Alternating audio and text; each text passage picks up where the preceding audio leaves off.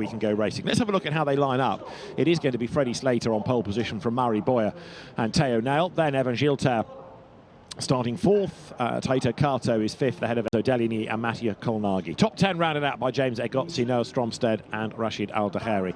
Mattia De Palo starts 11th from Jose Garfias, Dasanapol Inthra-Puvasak and Jin Nakamura. Kanato Lee 15th and Hio Yamakoshi 16th on the grid. 17th is where you will find Tokiya Suzuki. Then Yuki Sano and Charlie Wirtz ahead of Owen Tangavelu. Kiyoshi Umagaki next from Rita Seaworthen and Charles Lung. Timot Kwarchuk, the Polish driver, 24th. 25th is Enzo Ye ahead of Newman Chi and Oscar Wirtz. Right, Alex Le Gui is down on the grid. Let's see who she might be able to find in that scrub of people. The atmosphere and energy down here is absolutely incredible. Freddie, what a place to start on pole position. You have done an exceptional job this weekend. Are you ready to get the job done for the team? Yeah, for sure, that's the goal. These guys haven't won here for quite a while now, so it's my job now to go out there and deliver. Same approach as yesterday, get a good start, control it to T3, and then hopefully check out. That's the goal. So we'll give it our all, and yeah, feels good. To what extent do you think Murray's going to be a challenge? They're always going to be a challenge, but I'm ready for it. Good. Fighting talk. Nothing like confidence. Freddie Slater then, the man on pole position, gets set. And Murray, that was referred to as the opposition, is Murray Boyer, who went really well yesterday, raced well, drove hard, took him a while to get through the traffic, but that, in a sense, was what he had to do. Now, he's got to convert the second rank on the grid into the race lead. The run down to Lisboa is going to be fascinating. You don't necessarily want to be ahead into that corner because you're giving a tow to the drivers behind. If you can come out of Lisboa ahead, that's fine. But lead off the line, all you're doing is giving that slipstream effect to your rival behind. It's going to be interesting to see what happens on that run down to turn 3 for the first time. Back to the grid, and Alex is down there. Murray, you've been one of the most aggressive overtakers this weekend. Are you ready to challenge Freddie into T1? For sure. It's the goal to take him the lead as soon as possible. We work really hard during all week, and the team and I believe that we can do this, so let's enjoy this final race and let's go for the win. You look very cool, calm and composed. That is a strong mindset you've got going on there, haven't you? It's the one I have to win here. Oh, I love it. Right, so that's Murray Boyer, who will line up on the inside of the front of the grid. It's a one-by-one stagger. Pole position is on the outside, but a length ahead. That's the track licensing here for a rolling start. The pole position is on the inside where the cars are side by side, and Murray Boyer coming back to Macau. It's a bit like Freddie Slater, actually, not a place that's been all that kind to him.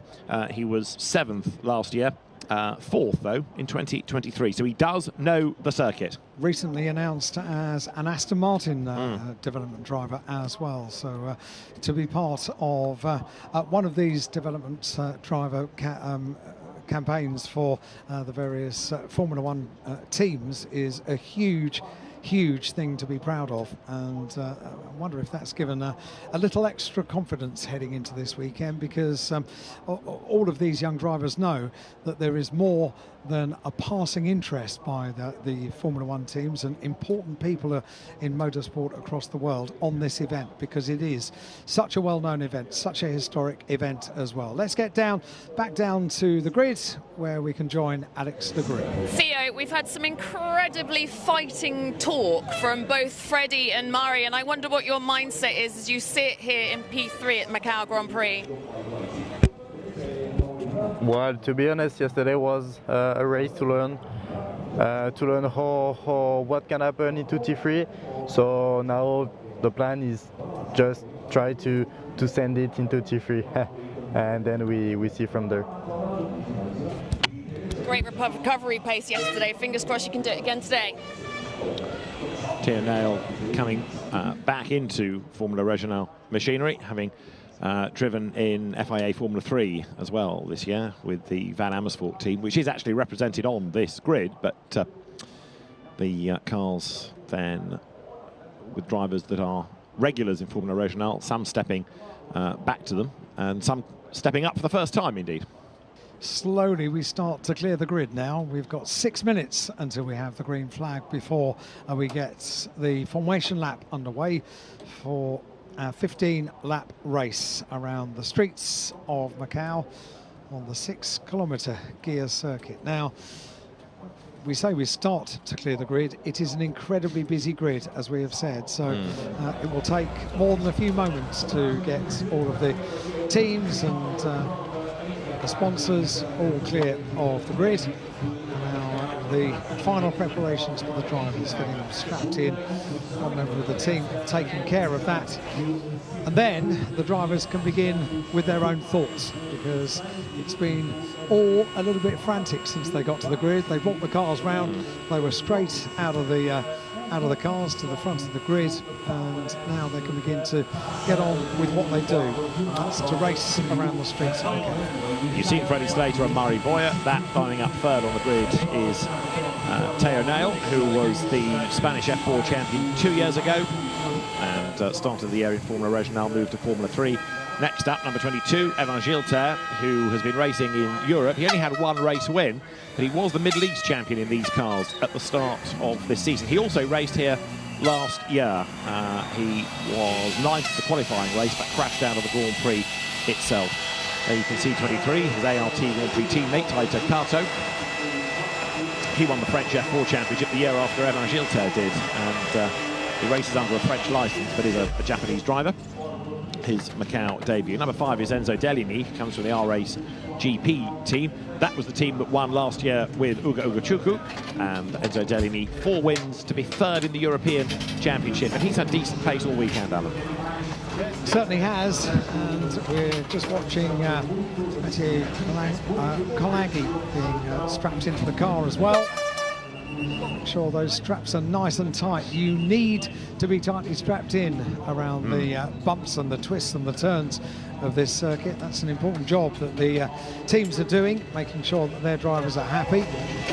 Another Macau rookie there, James Igotzi, and behind the American on the grid, number 25 is Noah Stromstead. Also a Macau debutant. He's been racing in Formula 3 this year in the FIA Championship, Mercedes junior team member. And Noah Stromstead, the driver from Denmark, will be another one to watch. That's the second of those Theodore Premer entries of Rashid Al Bahari, the Argentine Emirati driver, and he was 3rd in the Macau Formula 4 race 2 years ago.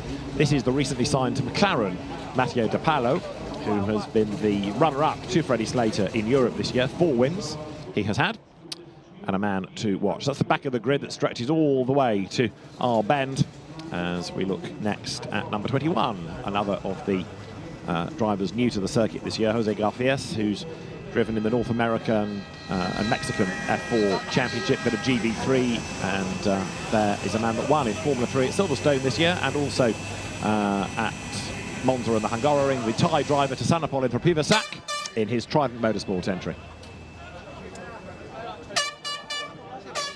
Jin Nakamura with his funky crash helmet livery. It looks really good, doesn't it? It's unique for this weekend as well. Okay. Smiley carrots, you were saying the other day. Smiley carrots, teddy bears, and all other things besides. Yeah. Right. It takes a certain mind to livery it like that. And a certain type of mind to care, actually, as well, Alan. But Jin Nakamura has been 10th in the European Formula Regional Championship this year.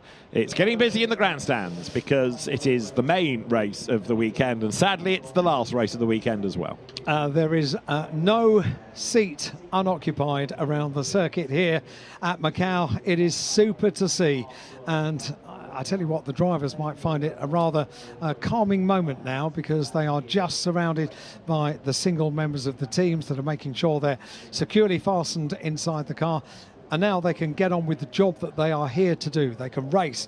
Freddie Slater's car there on pole position, Murray Boyer on the outside of the front row, Theo Nail on the next row of the grid alongside Evan Gilter. All of these drivers have such superb records all the way around the world, doing whatever they do, whatever series they are racing in. They all come together because this afternoon all that matters is the 6 kilometres of Macau, and who is going to take away the prestigious title of winning the Macau Grand Prix and also write their names into the history books at Macau. Anybody that has watched this race, whether as a spectator or a driver, knows the importance of surviving. They all know that that first pinch point of Lisboa can ruin your weekend. It can make your weekend if you get the right gap. And so as the 1 minute board is shown, the last engineers fire up the engines. They will make their way off the grid. It is now all down to the drivers. And Freddie Slater, the British driver who comes here with a high reputation, he's part of the BRDC Superstars programme to look after young British talent, and he's illustrated why by dint of winning the European Championship this season. He's won also in GB3, the UK-based single-seater championship for a similar type of single-seater, and having raced here 2 years ago in F4 and last year in Formula Regional, he does have circuit knowledge, no question about that. But so too does Mari Boyer. You've got two very experienced, very quick drivers at the front of the grid. And Mari Boyer, as he was saying on the grid just a few moments ago, is here to win, and he's here to get on with the job and see what he can do about out-dragging Freddie Slater. It's going to be fascinating, that run to turn 3. The important work is about to start as we count down to the start of the formation lap, the green flag lap, and now they have to think about, well, 100% concentration. These tyres have sat there motionless on the grid for quite a while now, so they need to begin to work a bit of heat into the tyres. Just reminded as well, once we stand up and look at the cars making their way off the grid, just how close to the action the crowds are around all the grandstands. They can really get a close view. If you think about modern Grand Prix circuits, okay, you're going to be at the event and you can see the cars. You have to zoom in on your phone to get a decent picture. You don't have to here. If anything, some of you need to zoom out a little bit because you are right on top of the cars. What a great event this is. It is, and long may it continue. We've got one car, though, that's stranded on the grid. One has not got away, and I've got a horrible feeling it might be Risa Seaworthen. So the marshals are quickly onto the circuit to try to push that car. There it is, off the grid. And once that is in the pit lane, it is, in fact, the car ahead of Seaworthen on the grid, that of Owen Tangavelu. So they'll push that into the pit lane, and hopefully he'll be allowed to start from there. Owen Tangavelu, the Vietnamese driver, not getting away on that green flag lap. So he will give up his grid position, and the car has to be off the circuit. It therefore needs to be out of the way, and looking down the pit lane, there is a gap in the barrier they are approaching to get the car off the track, so the start need not be delayed. And enough marshals to help as well. Goodness me, well over half a dozen of them all swarm over the car to get it off the circuit in time to get to not hinder the start of the race. Have to do a little three-point turn to get it into that gap in the pit wall. And they do so it's now almost off the circuit. Maybe another little pull back and a push forward as well from the marshals, doing a good job to get this car off. Talk about panic for those marshals. They need another little wiggle backwards and forwards as well to get it into the wall, into pit lane. And now it's out of the way and they can close that gate into pit lane. That's a bit of a moment, isn't it? All beautifully done then as the cars come to the Macau hairpin, this first gear corner, and the green light flashing to say you're on the formation lap, but also to say you can now overtake, because that corner is the one aspect of the circuit where overtaking is not permitted. If you were to get two cars into the corner side by side, it would work, but not round it and out the other side. It is so narrow and tight, and if you cross the yellow line on the inside as well, that gets a finger wag from race control, because it is very much that you have to hold station through that section of the circuit. But then as you go through Black Sands and you go down towards Fisherman's, and then this corner coming up of R Bend, it is much more open, much faster, and this is where moves start to be planned. And this is where the final weaving takes place to make sure that those tyres are absolutely up to temperature. I think I saw on the graphic just ahead of this race, the track temperature 47 degrees. It's been a really warm day, clear skies and not too much humidity either. It's a very hot day. It's going to be hard work. The tyres are going to be working hard as well. But look how they weave the cars from side to side. You're just a millimetre away from losing the car, just weaving the car. Freddie Slater then lines up into position, puts himself in his grid marker, but slightly an angle, I would say. So there, David Kennedy, here is to us, pointing at the screens, another very experienced racer and another big part of the Theodore family. And now Freddie Slater Yeah, there's got to be a plan, I think, for why he's parked it like that, unless he's hoping that as he floors the throttle, the car will squirm back into position. But it's a slightly messy line that he has adopted, and Murray Boyer looks across and he thinks, right, come on, where am I going to get him? Is it off the line? Is it down towards Lisboa?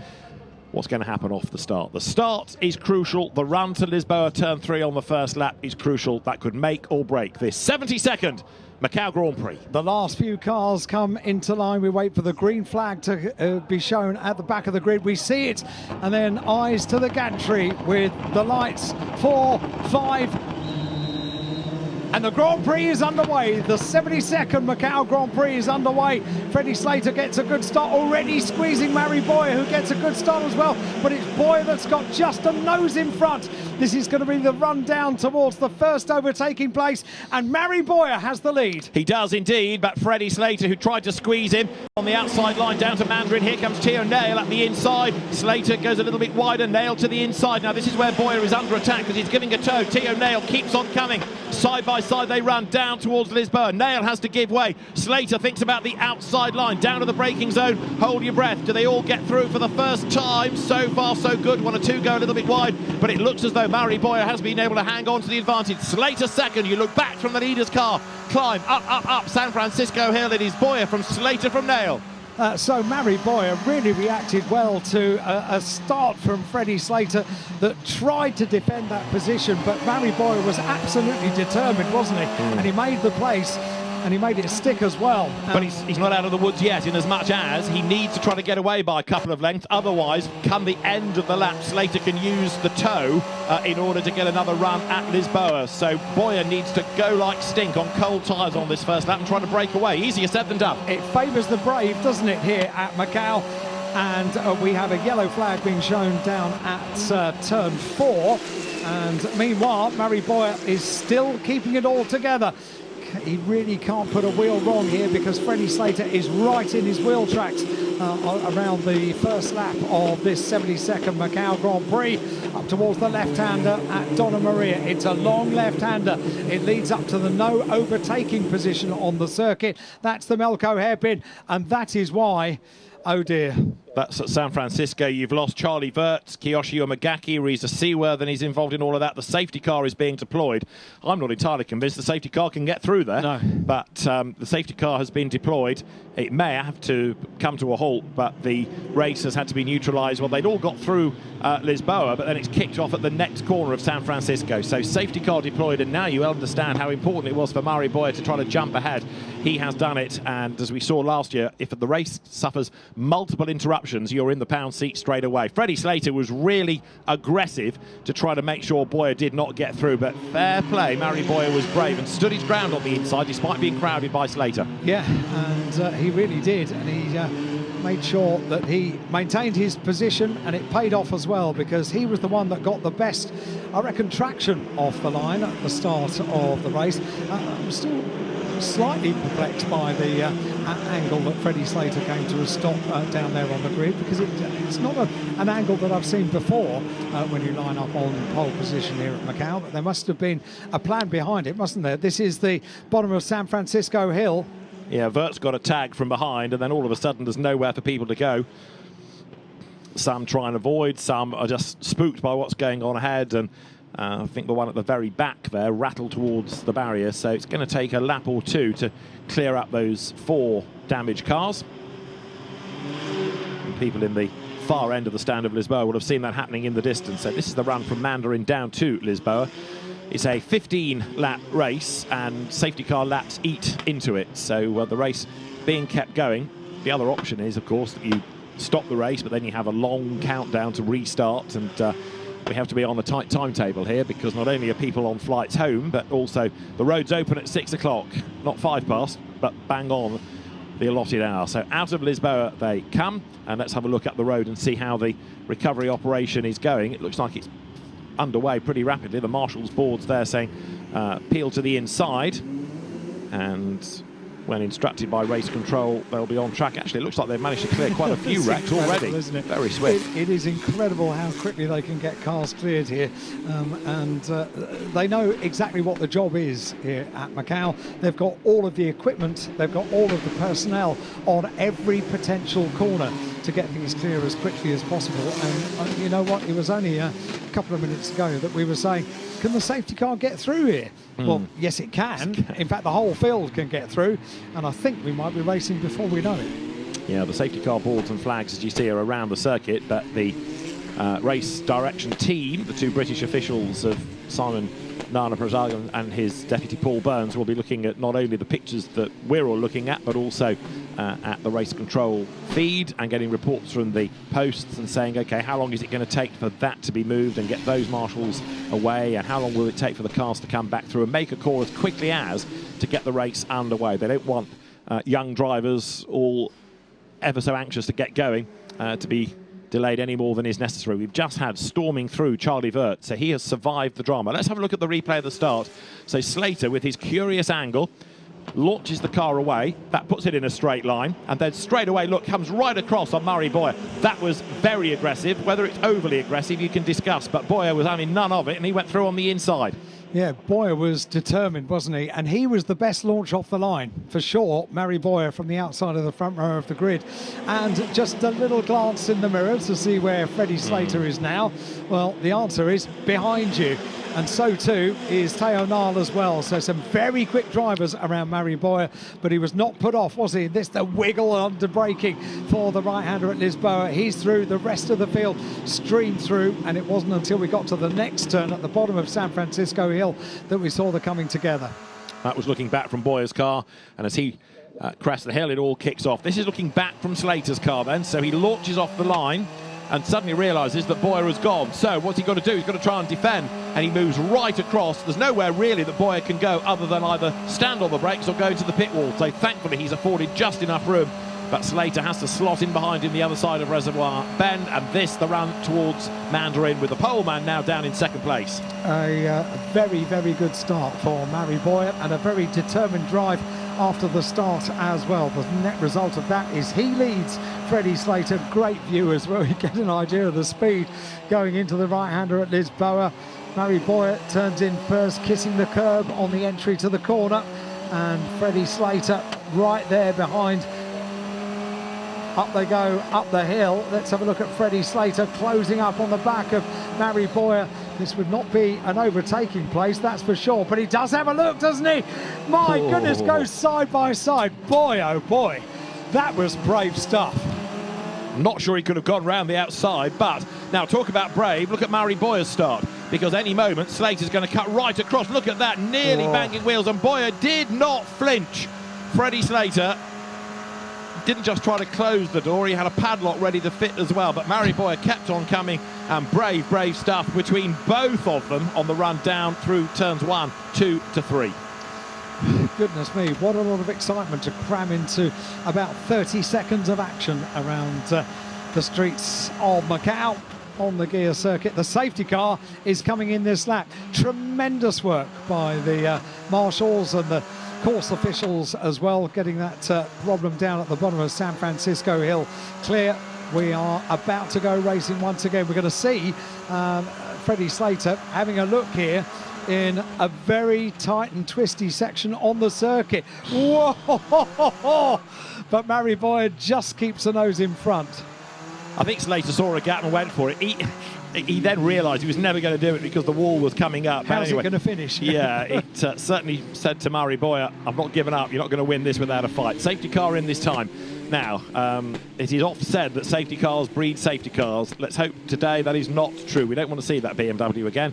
Pedro Cuchero, the driver of it, has had more than enough track time, so don't big up your part. You can go and park that now. Let's try and get the race through to the end, because this will start to give us a better idea of the Boyer, Slater, and then Enzo Deligny in third place battle. Teo Nail is fourth, Matteo Colnaghi is fifth, Taito Kato sixth, James Igozzi seventh, Evan Gilter is eighth, Rashid Al-Daheri is ninth, Noah Stromstead is in 10th place. Safety car will be in this time. This is lap 3.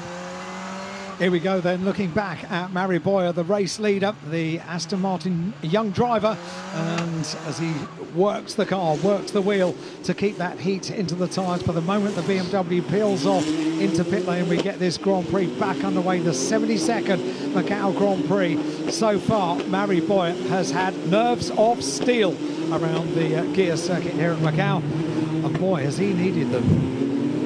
So Mari Boyer from Freddie Slater, from Enzo Deligny. It is therefore, in terms of the team's pinnacle, from Prema, from our ace, the top three. And the blue car of Mari Boyer comes through the hairpin that yesterday in the F4 qualifying race on the very last lap claimed a victim, a driver who was in second place. Finn McLaughlin hooked his right rear wheel around the Armco, managed to break the suspension. So you've got to be very careful, even though it looks like a tight corner, and because you can't overtake, there's no issue around it. You've still got to be ever so neat and precise. So Mari Boyer controls the restart. He comes through Black Sounds and he pulls the pin. Certainly does, accelerates away. We get the race back underway now, and Freddie Slater tried some very brave manoeuvres on Mari Boyer before we had the safety car. We go green now, so green flag is being waved. The race about to get back underway. They round the final bend, our bend, up towards the line, and we are racing once again for the 72nd Macau Grand Prix. Mari Boyer it is that leads. In second place, Freddie Slater. They have pulled away a little bit on the restart from the third place car, and as they accelerate down, Freddie Slater is mirroring every manoeuvre by Mari Boyer, trying to keep in the slipstream as they head down through Mandarin, the very, very quick part of the circuit on the run down towards Lisboa. Freddie Slater once again goes alongside on the outside line. They close. Freddie Slater it is that leads into Lisboa. Mari Boyer slots in second place, but Freddie Slater back to the front of the field. That's the benefit of the tow, so you don't need things like DRS when you've got a section of circuit like that. The Prema Racing Theodore squad very happy indeed. Now Slater has got to try to break away from Boyer, so he doesn't have that done to him on the next lap, and Freddie Slater is starting to build a little bit of a gap from Deligny, then third behind Boyer, fourth it is Nail, fifth it's Kolnagi, sixth is Kaito. But you could see that coming. As you said, he was mirroring everything that Boyer did, determined to stay in the slipstream, and then that slipstream effect just drags you along, gave him all of that extra space. Boyer, I think, rather expected that by staying on the inside, Slater would not have the room on the outside, would not have the line on the outside to attack, but he was wrong about that. Wow, what a battle it has been so far between these two. Bravery and then some for the 72nd Macau Grand Prix. They turn into the right-hander at Police on towards Moorish, through the right-hander at Moorish corner, and then on towards the left-hander at Donna Maria. What's being looked into, incident involving, I think, 5 cars is being investigated by race control. Meanwhile, the race leader continues up towards the left-hander at Donna Maria and on towards Melco Hairpin. The rest of the field thread their way through, no overtaking through the Melco Hairpin, but then down the hill the circuit opens up, accelerating as they go down towards the completion of lap number 4 in this 15-lap Grand Prix. It is being led by Freddie Slater. He's getting away a little bit as he's been banging in absolute best sectors, but Boyer has got to try to get within striking distance so he can benefit from the tow.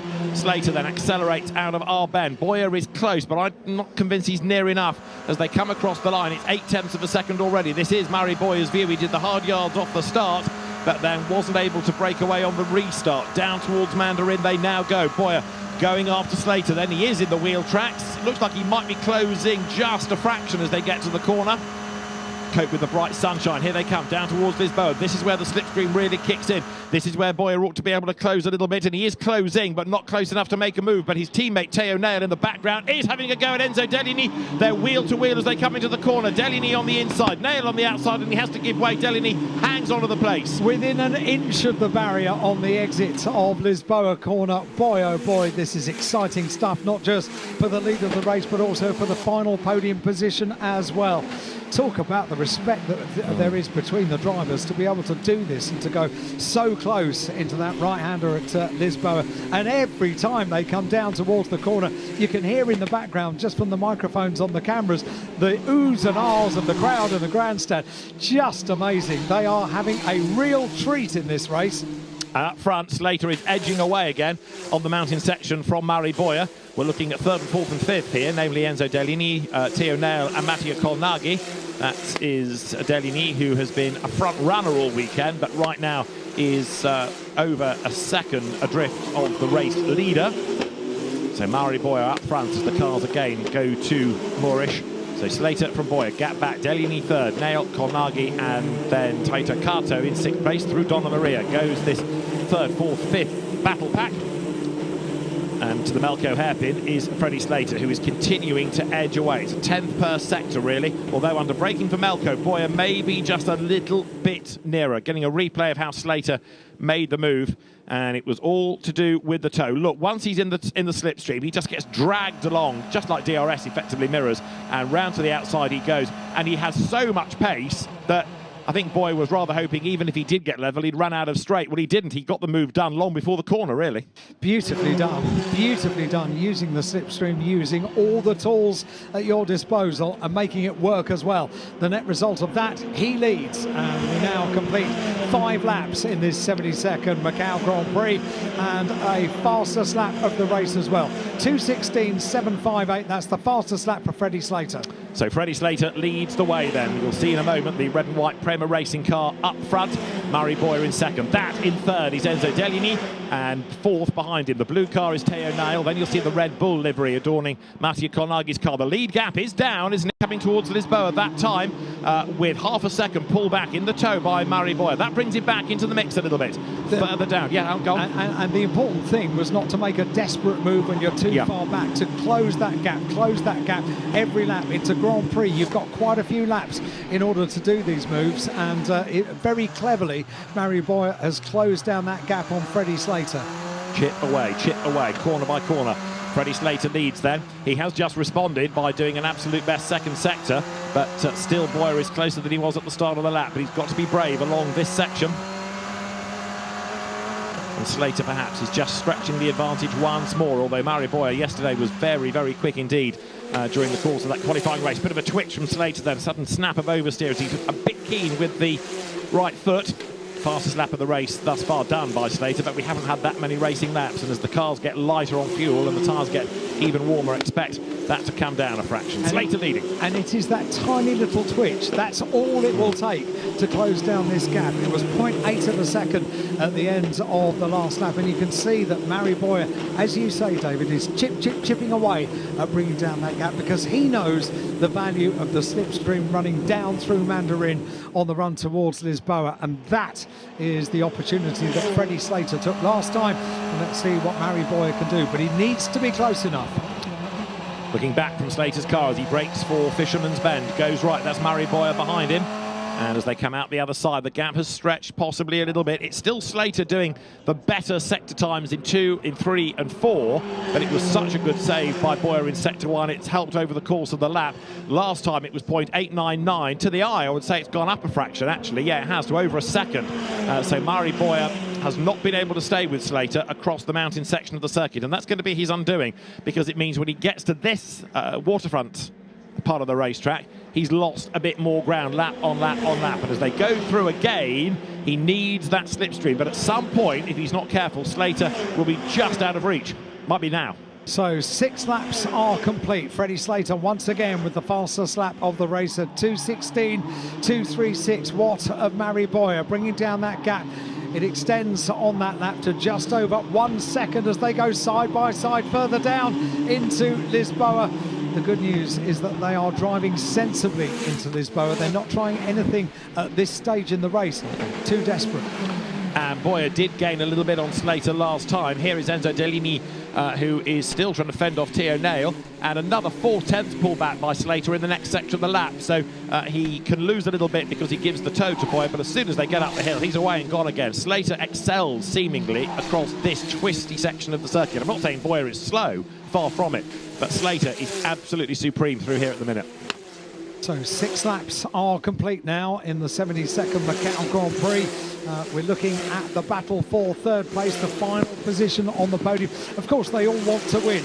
but being on the podium at Macau is still a very special feeling indeed. And these two really are slugging it out for that final place on the podium, and it's a great battle as well. Enzo just spending off Theo as they go through the left-hander at Donna Maria on towards the Melco hairpin.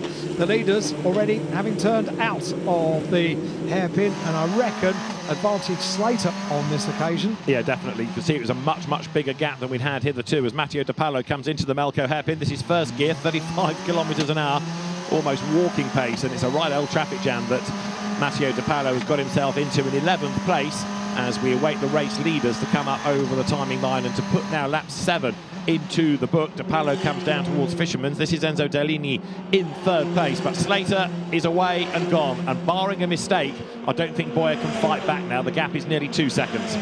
Nearly 2 seconds, so another fastest lap for Freddie Slater. First time we've seen during the Grand Prix somebody going into the 2:15s around the gear circuit. 2:15.939 on that occasion for Freddie Slater. I tell you what, it does show you just how vital it is at the start of the race to make those determined moves. Here we go again, determined stuff. Teo Nail in the blue car to the outside, and then he dives to the inside and he locks up under braking as Dellini shuts the door in his face. That was committed by both of them. Nail is the quicker of the two, but he cannot find a way past Dellini. Nail unable to hammer home an advantage right now as they climb up the hill, nose to tail. But it's neat racing by the two of them. Absolutely, it's so close to be running so close and to be giving each other a little bit of respect as well. As you say, Teo Nail has got huge speed, but Dellini is not making a mistake. He's not opening the door. The onus is on the car, which is currently in 4th place, to find a way through. And at the moment, Dellini is not allowing that to happen. But while he's defending like this, so the top two getting away, Freddie Slater last time 1.9 seconds clear. And we've got the cars here into Lisboa. Rashid Al-Dakhari at the back, and that's James Igozzi, I think, running wide, just gets away with it. That possibly opens the door for Evan Gilter. All of that's going on 7th, 8th, 9th, 10th. So you're looking at Dellini 3rd, you're looking at Nail 4th, behind him, and 5th is the Red Bull hued car of Matteo Colnaghi. And up front, Freddie Slater, as the car gets lighter on fuel, is just getting faster and faster and faster in sectors. And Murray Boyer must feel rather broken now. Well, yeah, and a bit worn out after all the action of the first couple of laps, because boy did that take determination and skill as well. Just brilliant stuff, those opening couple of laps, something to remember.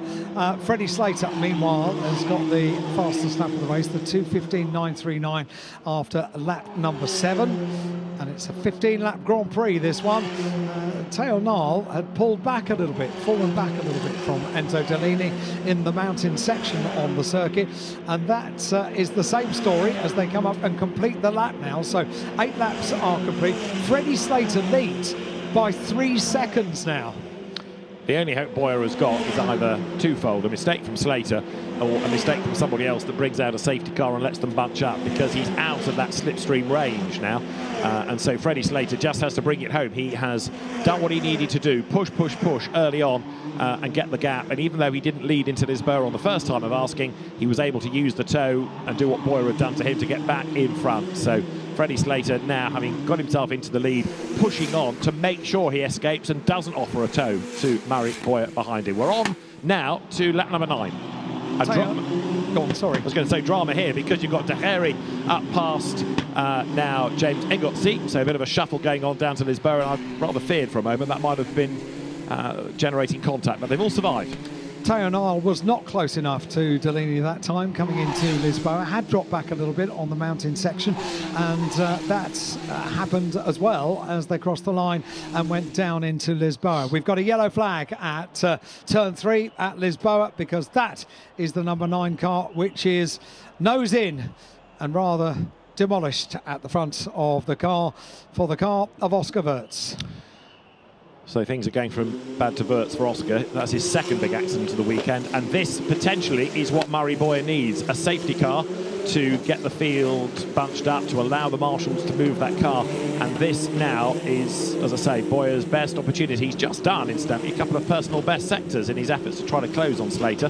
He has not closed, but they are quicker than they were hitherto. And this is Matteo De Pallo making a move, going through the mountain section, and that is ever so brave as he goes through to gain a ground. Safety car deployed, and that has just happened ahead of so Matteo De Pallo just getting himself through the traffic. It gets ahead just before the yellow flag, but we've had the safety car deployed again.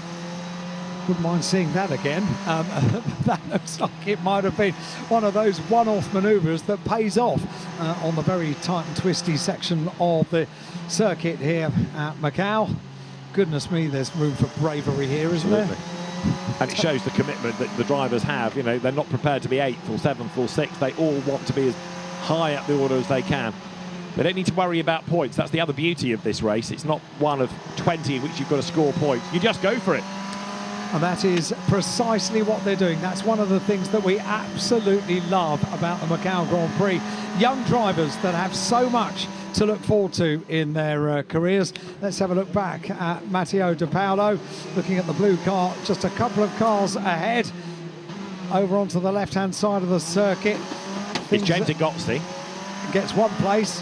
And Matteo De Pallo says, thanks very much, I'll have some of your bad fortune as well, and makes the place. That's going up to Donna Maria. You can only squeeze a couple of cars in there. Can't remember the last time I saw anybody overtake going up to Donna Maria. Noel Stromstad, incidentally, was the first one to get past Igozzi, and then De Pallo as well. Look at the lock that they have to get round that Malco hairpin. You just got a glimpse on that rear-facing camera. So Freddie Slater there, look, has been caught, understandably, under the safety car by Mari Boyer. They crawl their way through Lisboa, and the track's pretty clear, isn't it? Car gone. There's a bit of bodywork that needs scooping up, but I reckon we should be able to go racing next time around. I think you might be right, and I think the award for the best time marks on the tarmac of the gear circuit go to that accident from Oscar Wirtz, because thick black lines are the telltale signs straight into the wall at Lisboa.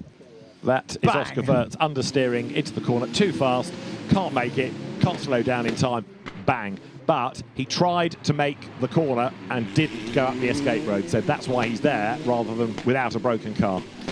Once again, hugely quick recovery by the course workers, the teams that work around the circuit, and the marshals as well, to get that car clear. There is a huge crane which is based down at Lisboa, which makes light work of any of the vehicles that we have racing over the course of the Macau Grand Prix week. And once again, doing a super job.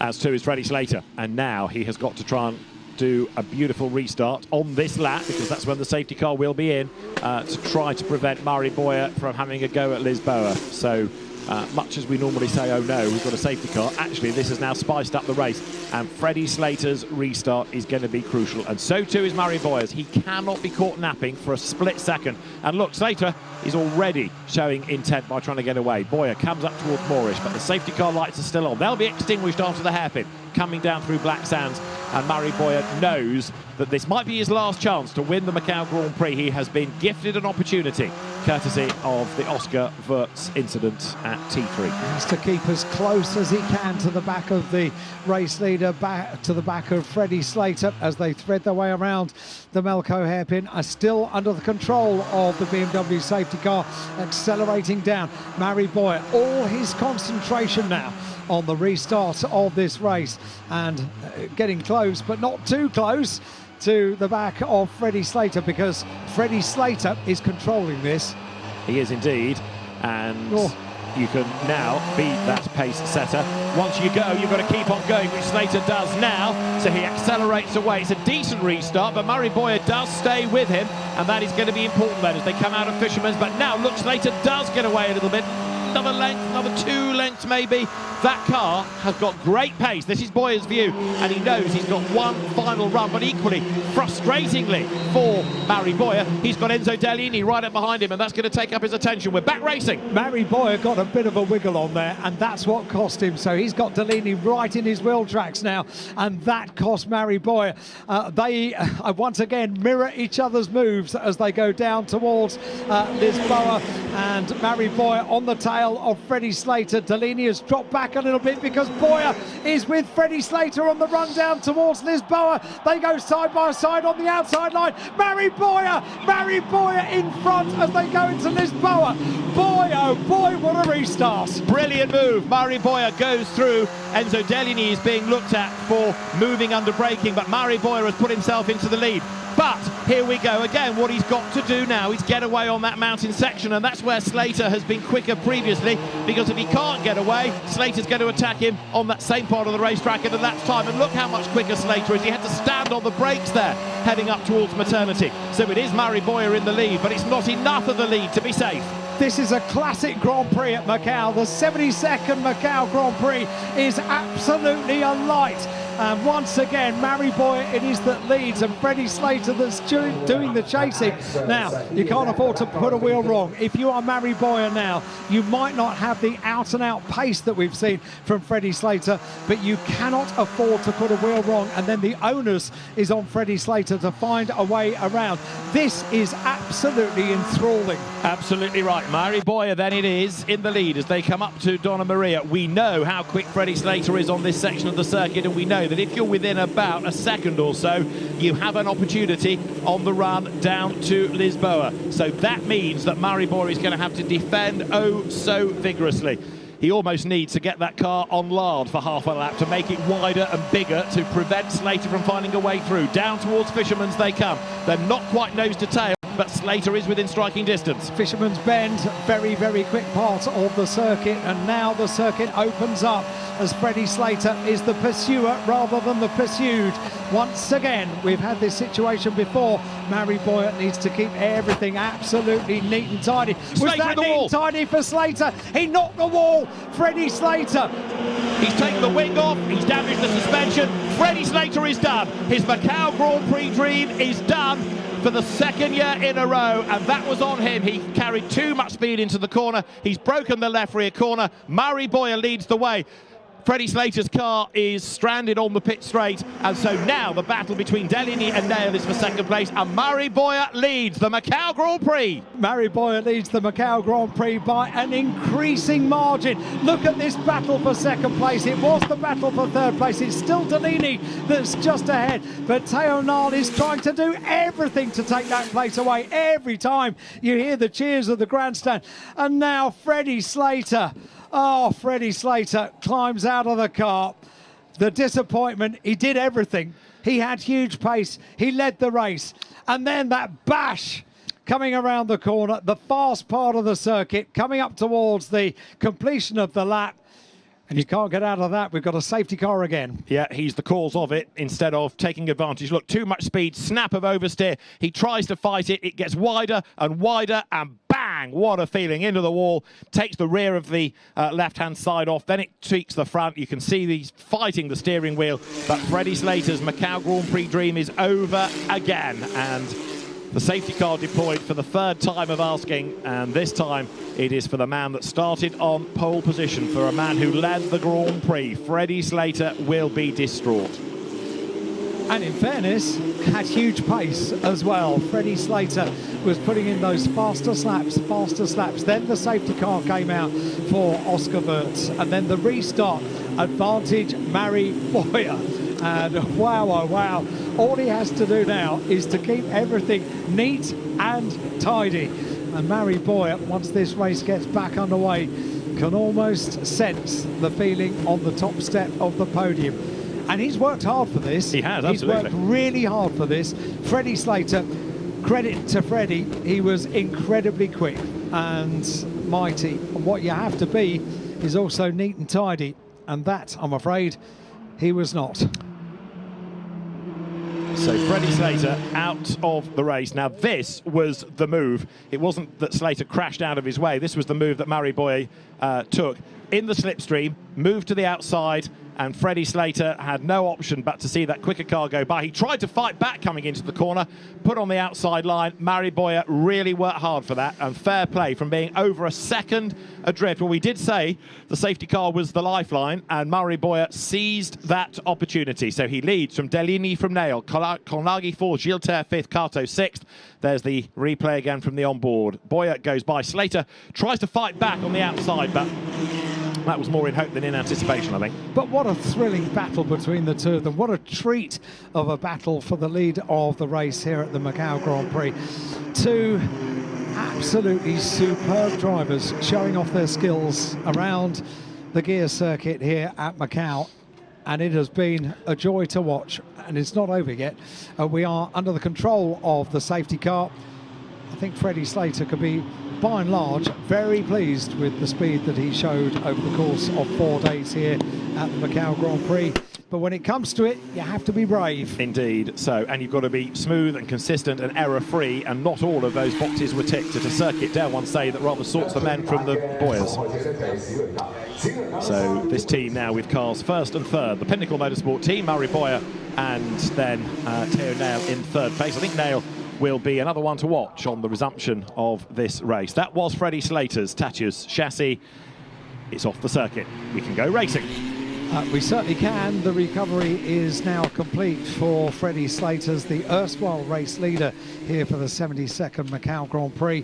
And as the field are being led around by the BMW safety car, the lights are still on at the moment, but Mari Boyer will be thinking and planning about the restarts of this race, just as he was for the last restart, which he got to perfection. Kept on the back of Freddie Slater and made the move stick as well. This time he's going to have to keep it incredibly neat and tidy, because Enzo Deligny can sense there may be a top step of the podium here available as well. And don't forget that Theo Nail was on pole position as we have the safety car in this time for yesterday's qualifying race. In other words, he was the best driver in qualifying. So Nail, I still think, might be on. Nail in this riveting battle for the race lead as the cars now make the run up the hill. And so Enzo Deligny in second place, Theo Nail in third, but it's Mari Boyer in the lead. It certainly is, and as the safety car is about to peel off into the pit lane, Mari Boyer, an incident involving 5 cars in total is being investigated. Having a look back at the race leader, proudly with the Aston Martin sunstrip on the visor. It's a very new appointment for Mari Boyer, our race leader, and a very proud one it will be as well. So he has the advantage as an Aston Martin. The long list of numbers was all to do with the lap 1 accident, and it's been deemed a racing incident, so the stewards are concentrating on what might come. And the resumption of the race with 2 laps to go effectively is what we're going to have when they cross the timing line. The green flag drops then. So it is the blue car of Boyer, the white and dark blue of Deligny, and then the pale blue car there of Theo Nail. Now let's see if anybody does us later and runs wide coming out of our bend. So far so good as the race is back on, and it's Mari Boyer now to try to break that toe. Left he goes, right he goes, left he goes on the pit straight, then into Reservoir Bend. And this is where Deligny has got to do a Boyer, hasn't he? He's got to get in the wheel tracks, get in the slipstream, and the move may well be on as Mari Boyer, almost like on a formation lap, goes one side and the other. Colnaghi 4th is not weaving, and that's giving Evan Gilter a chance as here comes Deligny to the outside. Nail to the outside, he's got past one, he's trying to get past his teammate. There's another one in the wall in the background, and this is going to be significant as Nail jumps Boyer for the race lead. Boyer tries to fight back, but Theo Nail goes third to first, and with another broken car we might be having yet another interruption, and with only 2 laps to go that would take you to the end. There's mayhem breaking out there as well. Look, more cars in the wall. That move of Nail has put him in the lead, and I think we're going to end up with a safety car to the checkered flag. Boy, oh boy, what a move. What a restart. How much excitement do you want in the space of 15 laps in one Grand Prix? Macau gives everything, doesn't it? Theo Nail with the restart of that race. We'll have a look at that again. I am absolutely certain of that, but...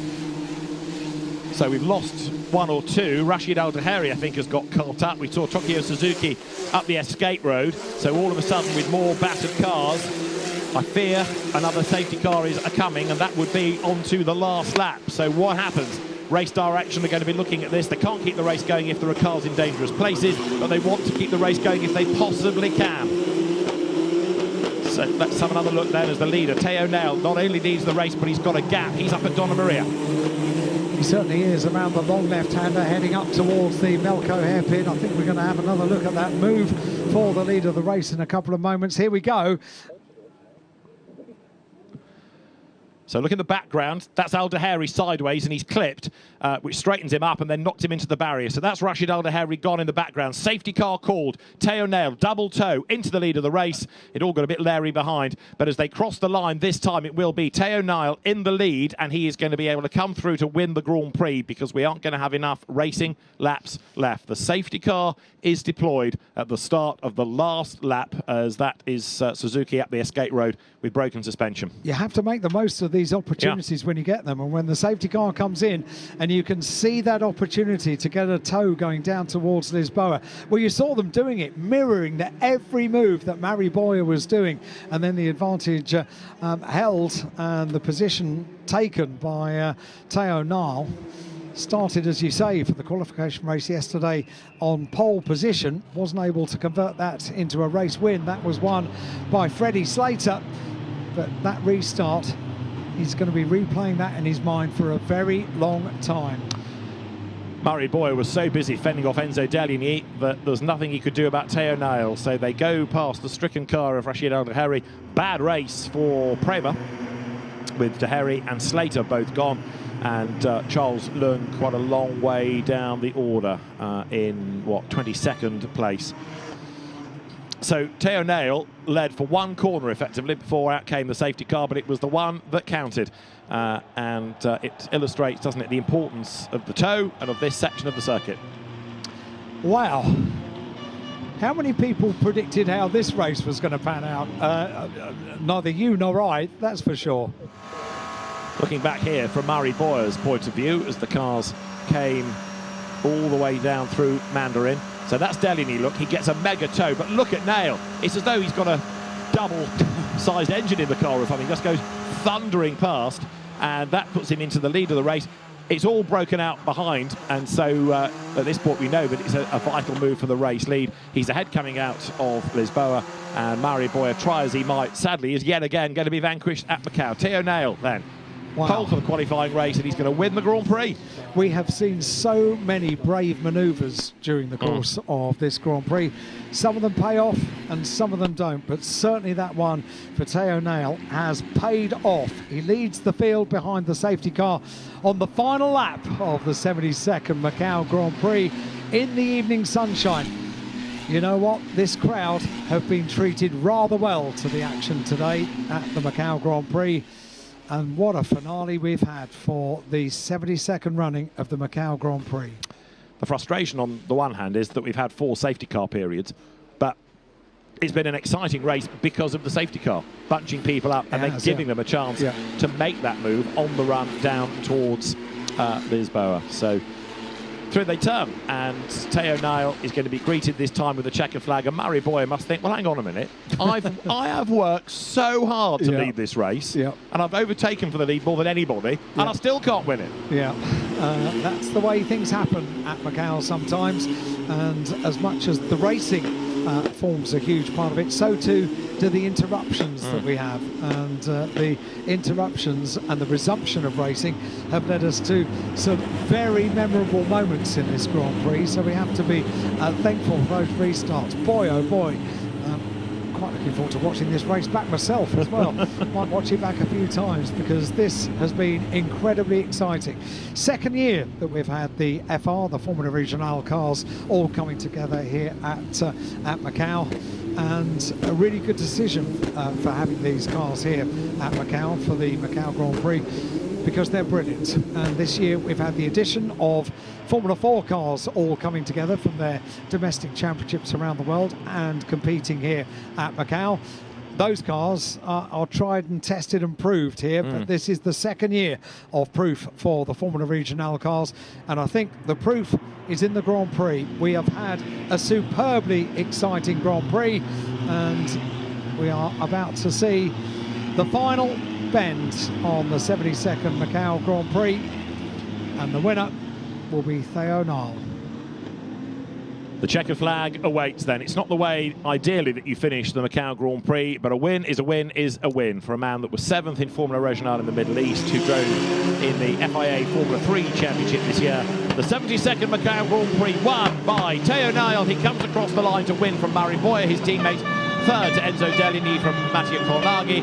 Then in 5th place it is Taito Kato, and Evan Giltin rounds out the top 6. What odds would you have got on Theo Nile after the pace of Freddie Slater early doors? But you've got to be there at the end. A totally unpredictable Grand Prix. Who would have predicted that the manoeuvres that we had, the excitement that we had, the battles that we had, it was side by side for 3rd place for so many laps, wasn't it? With nose to tail, Enzo Deligny and the eventual race leader, Theo Nile. You know what, when Theo Nile didn't just take up 1 place, took up 2 places, and it was for the lead of the race as well. What a superb scene. They all slow down and take the applause of the crowd. It's an emotional thing, isn't it, to win here at Macau. So Nile hammers home his advantage, and a great result for Theo Nile. Victorious in the end after the move of the day from 3rd to 1st, just before that safety car came out. The drivers then making the run on this in-lap. Alan's right when he says they're emotional scenes down in the pit lane. Many of these drivers, second-generation racers, the families have been through it once, and now they're going through it a second time. Wow. To pause and reflect and look back at the start of the race as well.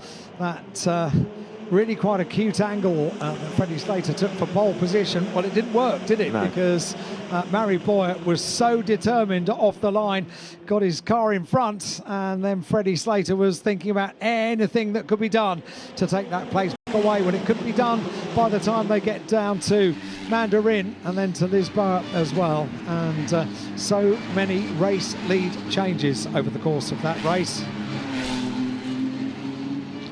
So Freddie Slater a leader, Mari Boyer a leader, but Theo Nile the winner, ahead just when it counted.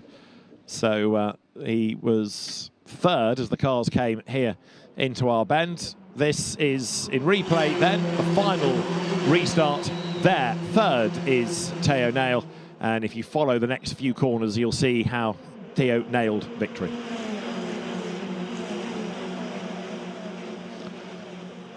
In the wheel tracks, coming down now towards Mandarin, going one side then the other, but the toe really kicks in the other side of Mandarin corner, doesn't it? So now Deligny goes through right on the back, almost too close, and perhaps just had to back out of it, but then eventually to the outside.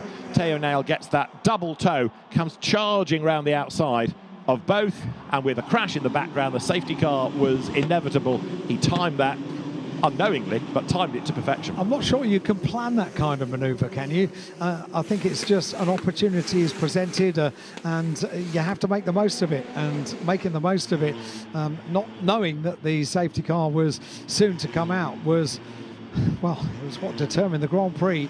It was an absolutely superb move and an opportunistic move that has meant we have Theo Nile on the top step of the Grand Prix podium. Just going back to Freddie Slater and the way that he lined up on the grid, 1 or 2 drivers, I understand, have been explaining that the pole position grid marks on the floor are a bit confusing because the main box have been covered by tyre marks, and it's hard for a driver to actually see that grid box. You can only see a slightly strange yellow line that is on a bit of an angle, and maybe that's why Freddie Slater lined up thus, just to try and explain that situation a little. There's a lot of rubber down, and there are some 361 days for that tyre wear to be rubbed off the streets of Macau, because from 6 o'clock this evening for the next 361 days, this becomes, the gear circuit becomes the everyday streets of Macau once again. Just 4 days every year that we are treated to this amazing spectacle that is the Macau Grand Prix. And a Grand Prix winner comes to a stop down in Parc Fermé underneath the podium. And I wonder if it's sunk in just yet that he's a Grand Prix winner. And to move away from drivers' names, Pinnacle the team, and this, I suspect, in terms of results, is the pinnacle. To win the Macau Grand Prix is quite something for the driver, for the team as well. Teo Nail jumps down from the car, rushes over to the team, almost hurls himself over the barrier. Wow, what a result. And Murray, boy, you've got to feel a bit of sympathy for, haven't you? I mean, he worked so hard for that, and he still comes away denied a win. You're right. The celebrations down in Parc Fermé, and Enzo Dellini was there to pick up any places at any point, wasn't he? It was just the rub of how the green was in the 72nd Macau Grand Prix. Every year this race gives us drama, and once again it delivers. Just superb. And good to see the two of them having a hug at the end of the race. Murray Boyer, well, he did everything he could, didn't he? Absolutely did. And Teo Nail, well, the celebrations will continue long beyond the podium here at Macau. A handshake with Enzo Dellini as well. The three drivers together down in Parc Fermé. They'll get the helmets off. They'll let a few things sink in, and I think hopefully we'll hear from them as well with Alex down there in Parc Fermé. And then they'll be invited up to the Grand Prix podium, where so many photographers and journalists have already formed up on the pit wall just opposite the podium. Drivers have to be weighed, of course, and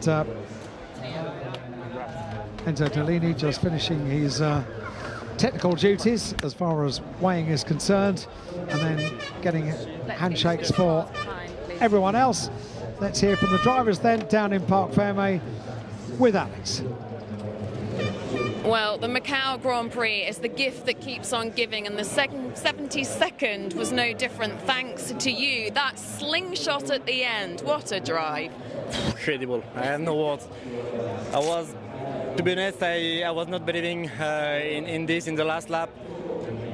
They made a mistake, and I just go full throttle, 6 gears, and I overtook them. Pace was there the whole weekend. The team, they are just amazing, the whole crowd, and yeah, thanks to them. Now it's time to enjoy, I think. Yeah, absolutely. Make sure you do. Let's try and grab Mari if we can. Mari, Enzo. Mari, my word, your mindset on the grid to end up here. How are you feeling? I'm not happy. No. I feel I did everything I could. Yeah. Freddy today was really strong. I pushed so hard at the beginning to try to catch him. He was with new tires, so it was super hard for me to stay with him. So when I realized I couldn't follow him, I started to, don't push, think on the tires, to maybe if there was a safety car or something, have a revenge. Still, he was super quick on the last two corners on the restart, and even though we overtook him, I take the gap. But yeah, Slipstream, I don't understand how it's so powerful. I was stopped on the straight, so couldn't do anything. This is racing, thanks to the team for sure, and congratulations to my teammate. And yeah, Pito. We're gutted for you.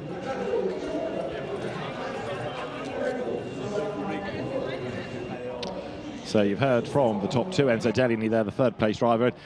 Yeah, I don't think anyone's really surprised at the reaction of Murray Boyer. He did work so hard, and he tried as hard as he possibly could, but it just illustrates how the toe works around here.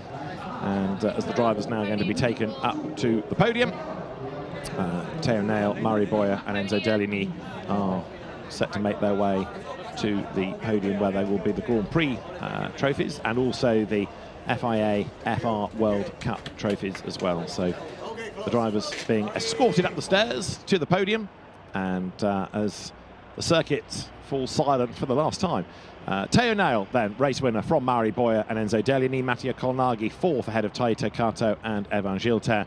Seventh to Noah Stromstead from Matteo De Paolo, Yuki Sano, and it's Jose Garfias who will round out the top 10. 11th to Kenato Lee from Hio Yamakoshi. Timek Kwarchuk, the Euro Formula Open champion, 13th. James Igotzi, 14th after a couple of little minor moments early on. Enzo Ye, 15th from Tsanapolin from Puvasak. Owen Tangavelu was 17th, and it was Charlie Wirtz from Jin Nakamura. They were the finishers. We lost, deep breath, Rashid Al-Zaheri, Tokiya Suzuki, Charles Leung, Freddie Slater. So all three of the Prema cars gone. We lost Oscar Wirtz, Kiyoshi Umagaki, Reza Seaworthen, and Newman Chi as well.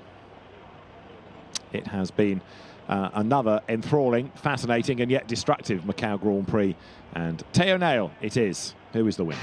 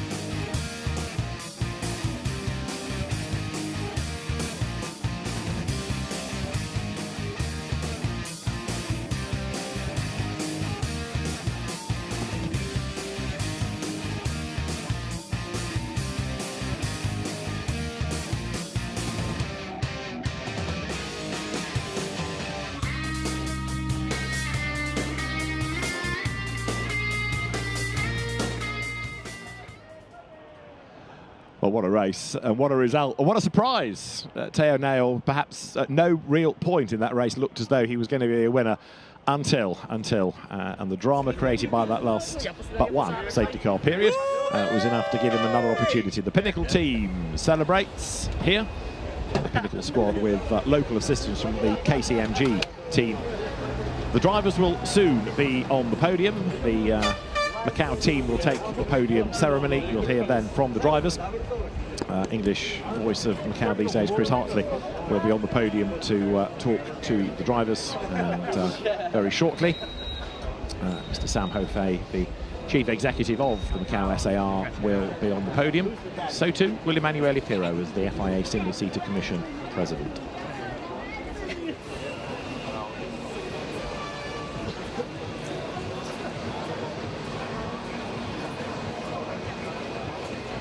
So the podium being made ready, and Sam Ho-Fei will be there in a moment, along with the drivers, along with the representatives of the winning team, KCMG Enya Pinnacle Motorsport, and along with Emanuele Pirro, of course winner here of the Gia race, but now with his FIA hat on. Let's go to the podium, because 3 drivers are set to be presented to this huge crowd. AFR World Cup. First of all, please welcome our winning drivers. The second runner-up, number 5, Enzo Danigni from France. And the first runner-up, number 7, Marie Boya from Spain. And the winner is number 6, Delphine Nair. And for the winning team, it goes to KCMG Enya Pinnacle Motorsport. Please welcome the representative, Mr. John O'Hara. Congratulations, what a moment. And now is the national anthem for the winner.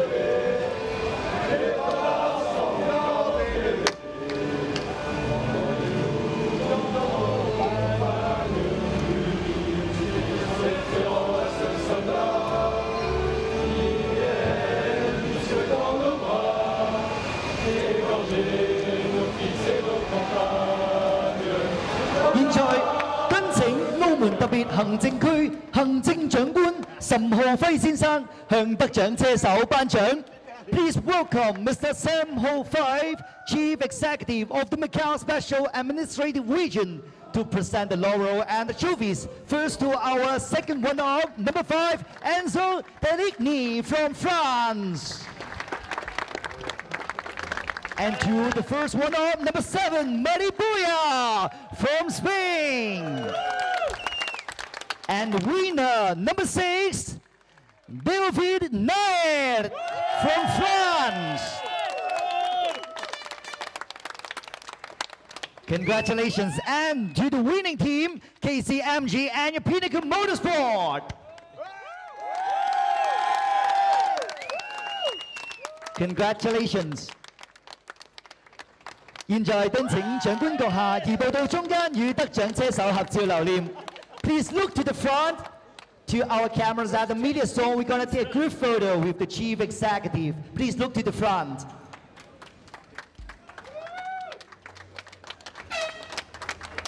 請長官閣下留步。現在讓我哋有請本屆大賽車6家主要贊助商嘅代表移步到我哋 頒獎台嘅位置進行合照。And now we are welcoming the 6 major sponsors representative, including the Sense China Limited, MGM China Holdings Limited, Macau Resource and Entertainment Limited, SJM Resource SA, Galaxy Entertainment Group, and Win Resource Macau Limited. Together, please look to the front and let's take one more group photo. 請各位望向前方，我哋再嚟一張合照。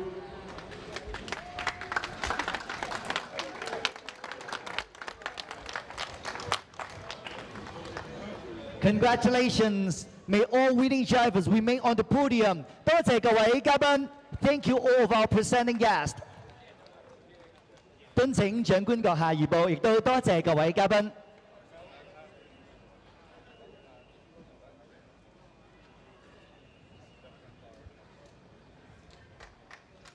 And now, please welcome Mr. Emanuele Pichu, FIA Single-Seater Commission President, to present the trophy to our winning driver and the winning team. Please, Mr. Pichu.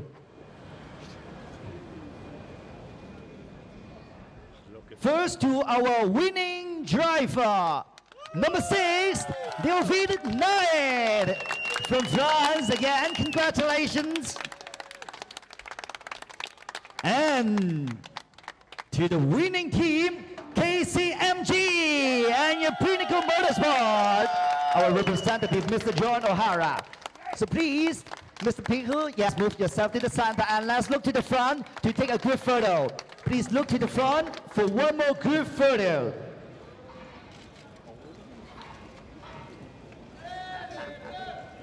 Congratulations. Thank you, Mr. Pichu. Thank you.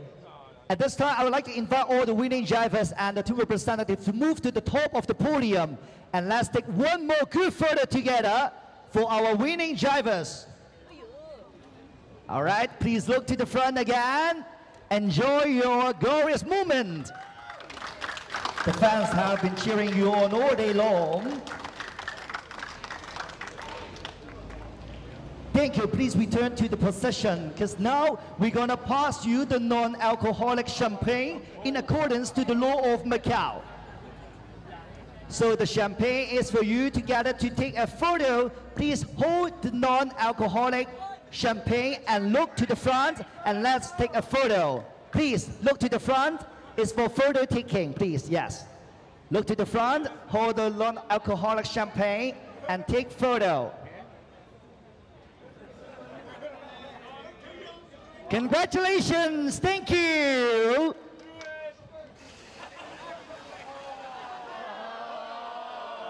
We're gonna enjoy this special tradition later together with all of our team members later, all right? And now I'll pass the mic to Prix. We're gonna have an interview section with the winning drivers. Don't boo me.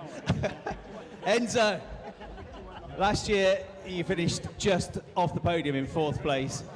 You were determined to make sure you got here this year. You worked really hard for the first half of the race. You had to defend very hard from Teo. It was a good battle. Yeah, it was a really chaotic race. It started 6th, got a really good start up to 3rd. Then first part of the race, Teo was really quick, so I had to defend. And then in the end, safety car and everything started to kick off. Freddie crashed in front of me, and then I had a chance on the last lap, but yeah, something happened, and I wasn't able to get the run. And Teo got both of us, so no, good job to him. Yeah, it's very much you could have finished first, second, or third on that restart. It was so close. Yeah, it was a bit of a mess, but it's still a podium, so yeah, still happy. Yeah, really good job. Well done, Enzo. Great job by you. Third place, second place, Mari Boyer. Mari, I don't know if you could have done any more, really. You gave it everything. You got the lead initially, then you lost the lead, then you had a great restart, got it back. But when you were leading on the final restart, you just gave everybody a massive tow. It was so hard to keep them behind, wasn't it? Yeah, first of all, congratulations and thanks to the team. I feel they did an amazing job. I also think, give everything this race, Freddie was incredibly fast. I knew he had the new tire, so I tried to push a lot at the beginning, but couldn't stay with him. So at what point I decided to keep some tires for the restart. I overtook him. I had a gap, but then the slipstream is just unbelievable. Anyway, Teo did an amazing job all the week. Congratulations to him, and the team can be really proud about all the work they have done. And you can as well. I know you wanted to win, but you still love this place. It's something special, isn't it? Yeah, it's unbelievable. I really like this place. In the first time I came here, I enjoyed it a lot, and for sure this time, maybe tomorrow I will be happier than today, but for sure I enjoyed it. It was a great effort. Well done to you, Mari Boyer in second place. Teo, wow, what a move. Third to first in one go, around the outside. That was 100% determination. Yeah, for sure, was 100% determination. I was just full throttle, 6 gears, and I was looking to the front. I brake late, and it paid off. Obviously, the whole team deserved that win and the second position. Mari as well. We worked really well together the whole weekend. The car was just flying. The pace was there the whole weekend. So yeah, thanks to everyone. Yeah, and first win for the team and a 1-2 finish, so a great effort, as you said. You're the first driver from France to win this race for 21 years, so in your lifetime, you're the first French driver to win it. A great day for you. Yeah, I was not born 20 years ago, so yeah, it's just amazing. At the moment, I cannot really realize, but I think in few minutes should come. So yeah. You're going to go to sleep tonight. Eventually, you're going to close your eyes and you're going to think about that move over and over again. Yeah, it was a bit scared to be honest, but it paid off, and yeah, I'm really enjoying the whole weekend. I enjoyed to be here, so yeah. It was brilliant. Well done, fantastic move. Your race winner, the FIA FR World Cup winner, the Macau Grand Prix winner, Teo Nile. A great race for the Macau Grand Prix. Congratulations to Teo the Nile winning it is drivers. then who Thank takes the... Welcome to the race winners press conference from the Macau Grand Prix FIA FR World Cup. We have our top 3 finishers here today. Teo Nile, our race winner. Second place, Mari Boyer. Third place, Enzo Delaney. Congratulations to all 3 of you. 歡迎大家嚟到第72屆澳門格蘭披治大賽車澳門格蘭披治大賽國際汽聯 FR 世界盃正賽嘅賽後記者會。我哋恭喜台上面嘅3位車手，佢哋分別係冠軍得轉內爾、第2寶雅同埋第3嘅迪利尼。Teo, congratulations. It's been a roller coaster weekend, and it all came down to effectively the final racing lap and even the final few corners of action. How does it feel to win? Feels really good. To be honest, I was just patient. The pace was there the whole weekend. My both starts yesterday and today didn't went as planned, so I just managed to stay calm. I know that we are racing in Macau, so everything can happen until the checkered flag is not over. So yeah, I was patient, but to be honest, like you said, it was a roller coaster the whole weekend, and now the emotions are coming. 冠軍得主內爾咧同我哋分享啦，咁其實佢對依家嘅賽果非常之開心啦。咁其實佢喺賽事當中嘅起步咧係做得一般嘅，咁但係因為都深知喺澳門嘅東望洋跑道上邊咧，直至到衝線嗰一刻，其實任何事情都會發生啦，所以佢就保持佢嘅耐性啦，一直專注於比賽當中，最後攞到好成績。Can you just talk us through that last lap move? We've seen all weekend the slipstream's so powerful here, and you got the perfect slingshot to get past. When did you realise it was on, and how did you pull it off? Yeah, I did a good restart, to be honest. So yeah, then I just put the 6th gear flat out. I look ahead, and I don't know why they slowed down a bit too much. So I went to the left, and then I closed the door. I brake late. Keep an eye on my mirrors as well with Mary, and it worked. So yeah. 而佢頭先亦都分享咗佢喺最後一圈嘅表現啦。其實佢見到咧對手喺最後一圈嘅時候咧，其實係慢咗落嚟嘅，咁所以佢就借機超越咗對手啦，然之後就一直抵擋住對手嘅攻勢，最後衝線。Mary, you made a great start today. You led the race twice, and it came down to that final lap in the slipstream. Do you think you could have done any more today? I don't know. I mean, Freddie was incredibly fast today. We know from all the weekend he was strong. I knew he had 4 new tires, so my plan was to stay with him the first laps, try to put pressure, make a mistake, something. He was taking many risks, but he was driving really, really good. Like, I felt he had a lot of confidence today. I saw in the first restart that the slipstream was super powerful. Like, I felt I did a really good job in my first one, and he overtook me like super easy. Like, at the middle of the run from T2 to T3, he was already in front, and yeah, and yeah. Once I see I couldn't stay with him, I tried to save tires, prepare for my restart, for my opportunity. I had the luck that there was a safety car. He was incredibly fast in the last 2 corners, but the slipstream is so powerful that I was able to arrive, risk it a lot on the braking, was moving everything, locking front, rear, but I knew that I wanted to win here. Doesn't matter making P2, and the one that remember is in P1. And I knew that it was my chance to get past Freddie. Then he made a mistake in the last corner. I thought it was for me because I knew I had a gap. But yeah, again, safety car, 1 lap race, ciao. I tried to do whatever in the last 2 corners, but it's too powerful, the slipstream. And yeah, Theo did an amazing job.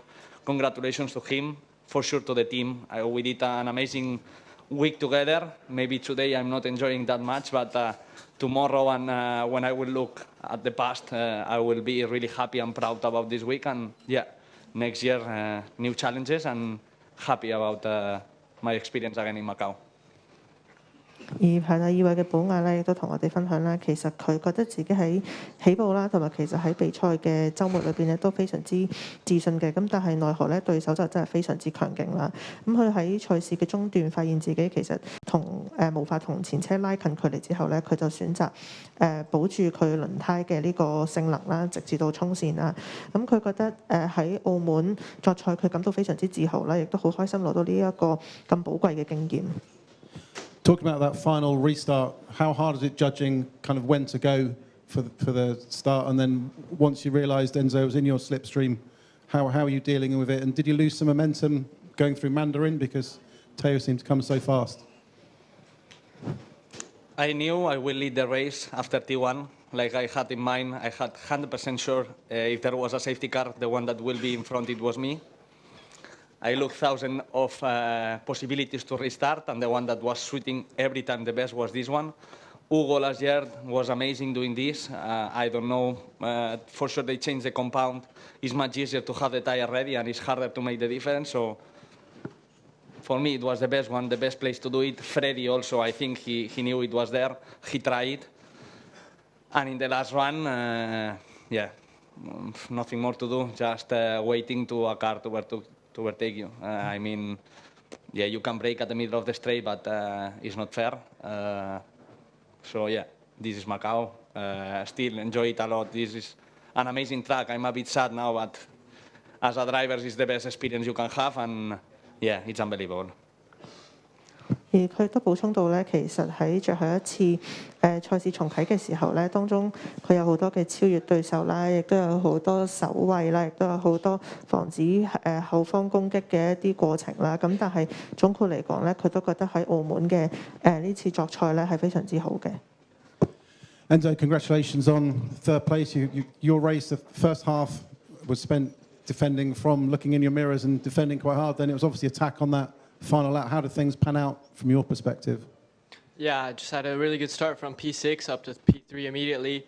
And then, yeah, struggled for pace a bit on the first laps, and Theo behind was really quick. So just kept my position, defended the inside, as it's quite hard to overtake on the outside.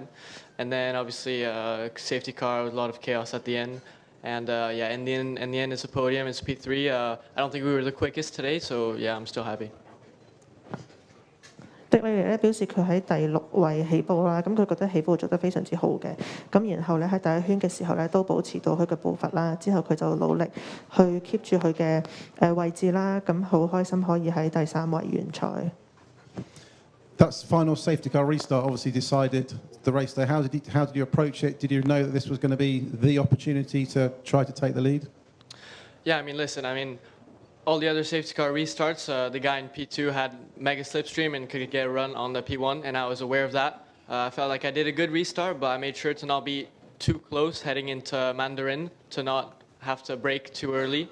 So I tried to manage the gap perfectly, but I don't know, for some reason he decided to slow down in the middle of the corner, which meant I had to brake as well, which gave Theo the mega run coming from P3. Obviously, good job to him. It's very well deserved, but yeah, that's just what happened. It's a bit unfortunate, but you know, it is what it is. 而佢都補充到咧，其實喺安全車後最後一次重啟嘅時候咧，佢覺得自己嘅起步都做得好啦，咁然後咧亦都可以保持到同前車嘅距離，咁但係當然賽事有好多無法估計嘅嘢啦，咁所以佢最後就以第3位完賽。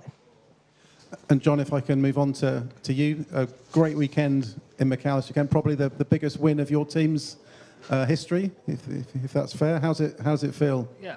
It feels great, absolutely. Of course, it's the biggest day in Pinnacle Motorsports' career. We're in business now for 10 years. It's by far the best. I'd like to thank both drivers, of course, all our partners, mechanics, engineers, admin staff, from KCMG, from Enya, and we're going to have a big party tonight. 現場咧亦都有冠軍車隊嘅代表啦，咁佢就覺得呢個係佢職業生涯裏邊咧最開心嘅一日啦。咁佢就好多謝，首先恭喜兩位車手啦，咁另外好多謝車隊啦，好多謝贊助商啦，同埋工程師啦等等嘅每一位成員。Okay, any questions? 開放現場提問。Yeah, thanks, Jonathan. It's Michael McClure from Peter Series. A question to all three drivers. This is the last race of the day, and there's never been this much rubber down on the track. How slippery did you all find it offline around the circuit, especially for you, Theo, on that opening lap? How close were you to hitting the wall, and did you feel concerned about losing grip on the way to Lisboa? Well, for me, yeah, that year was not ideal, to be honest. I had to manage the tires as well, quite well. So for me, I kept that in mind, to don't overpush, to have still some pace with the tires at the end of the race. But what I saw from yesterday's race, the tires, the deck was not that much, so for me it was possible to push until the end. Yeah, I mean, we are in a strict track. We know always there's a line and you need to follow. For me, the most different thing compared to yesterday, it was the hot temperature that we had. But for the rest, I don't know, I didn't have to go really offline, so I didn't feel it too much. Enzo? Yeah, for sure it's the point in the weekend where there's the most rubber, so it's a bit better than it was earlier in the weekend, but still it's a street track, so it's a bit slippery off the line. Okay, any more questions? Yeah, second one from me for Feeder Series. Enzo, this one's for you. You were so close to a podium last year and finished as the best rookie in the event. Obviously, you've now taken this podium today. Can you tell us about how last year's experience fueled you as you came into this year and where you can go from here as you head into F3 next year? Yeah, I think last year for me helped a lot, as last year I finished P4, but it was mainly just by surviving, and a lot of the quick guys crashed as well. But this year, I feel like in the second year, you come back with a lot of confidence of where the walls are, you're able to push more in the sketchy parts. So yeah, this year overall we were a lot quicker. Quality didn't really go our way, but yeah, in the end we were definitely better than last year. Okay, any more questions?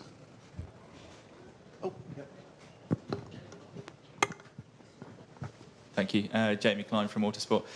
Probably a question for John, actually. Of course, we know the slipstream is very powerful here, but it seemed your cars, in particular, yesterday and today, seemed to feel the benefit of that more than anybody else. Was there any special reason for that? Any kind of setup concept you went for that explains that advantage you seem to have? I mean, obviously, there's a lot of simulations done before the event, but and we know Macau is notoriously difficult to overtake on. So into Lisboa on lap 1 is your best chance, and on the safety car restarts. So of course that was a factor for us. But at the same time, our main priority was a lap time, you know. So the fact that our cars were quick over a lap, Theo showed that in qualifying with pole position, and that we were fast through the speed traps and able to get the job done in the race. I think it says a lot about our engineering, so we're very happy. Any more questions? No, we're all good. Thank you very much. Congratulations to all three of you. And if you can pose for a photo, that'd be fantastic. Thank you.